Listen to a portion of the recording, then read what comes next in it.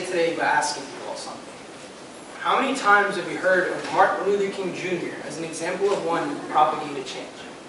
He had a simple dream, and with his charisma and social activism, he led a change that has permanently impressed modern society. Yet how many times have you heard that Mahatma Gandhi practiced deprivation by choice, served through sacrifice, and chants of Inqilab Zindabad, of long live the revolution, echoed with years of British. The Rosa Parks engaged with society by refusing her seat to a so-called superior Caucasian, that Eli Whitney revolutionized mass production and Steve Jobs communication. Simply, how many times have you heard that these people bettered our world today by leading to amazing things like globalization and world peace? You see, when speaking on creating your future, on our future, the dialogue about self-discovery is inevitable. And I agree. These are prevalent examples of men and women who bettered our world today by discovering their true passions. By negating the contrition and the ephemerality of their dreams, they did what they did. But because of being so exemplary, these powerful names are overused. And so my generation not only misunderstands, but misuses these inspirations. The overuse of these examples in our schools and around dinner tables eradicates their value. The very repetition of these names in American households lessens their impact. And so I stand here in front of all of you with immense sadness, pushing to understand that these people have become overused cliches. And being uncomfortable with ideas is something very TED-like. Which brings me to a story that I'd like to share. About a young boy who once told his mother, "My religion is humanitarianism, which is the basis of every religion in the world." He was born in British India, growing up in poverty conditions, and was later quoted to call himself a mama's boy, someone who's excessively attached to their mother at an age when they're supposed to be emotionally independent. Hence, understandably, his mother's death in his teen years pushed him to his knees.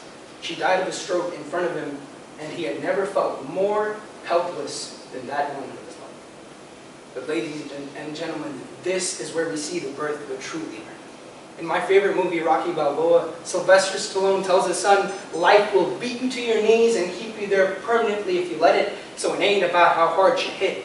It's about how hard you can get hit and keep moving forward." And this young boy did just that. His mother's death pushed him to his knees, but it failed to keep him there. He used this hardship to define his deep personal identity, one of a true humanitarian. He collected donations from wealthy families and used them to buy a van, which he later modified into an ambulance with his own very hands. The first 10,000 rupees he collected were confiscated by the cops. His wrists were slapped by the police, to the point where I have to say, tragic events, troubles, catastrophes created the man that is immersed into the world of humanity and compassion. Ladies and gentlemen, here is where we see a person with a vision become a person with a passion, and then a person with a goal. Solitarily, he used to drive his ambulances into poverty-stricken areas, those areas where destitution led to desperation, and desperation to drugs and violence. But as Sylvester Stallone said, it took so much, and yet he kept going on. He ran 1,700 ambulances solely for those areas where regular ambulances would refuse to go. He housed more than 30,000 orphan children in over 121 orphanages over the continent. He trained 50,000 nurses that are now spread across 40 different countries. Ladies and gentlemen, his name is Abdul Sattar Eid. And yes, you may not have heard of him, but let me ask you, what does familiarity matter? What does fame matter? What does recognition matter? Today he holds the Guinness World Record for the largest person in a line of free ambulances, but I am sure he holds higher the love of a teenager whom he helped go to college.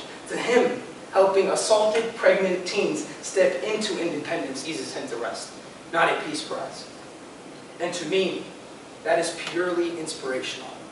Abdul Sattar Eid created the future he yearned for by defying the contrition of his dreams. He converted his passions into goals and did what he did, and so I talk about him today. And we return to that dialogue about self-discovery, where it is nothing short of mandatory to ascertain the significance of one's goals.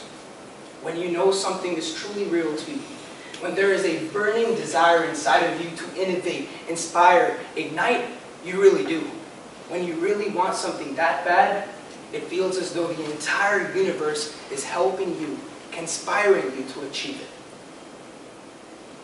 Edhi was pure like that in his intentions. And unknowingly, he was dubbed Pakistan's grandfather, the savior of millions.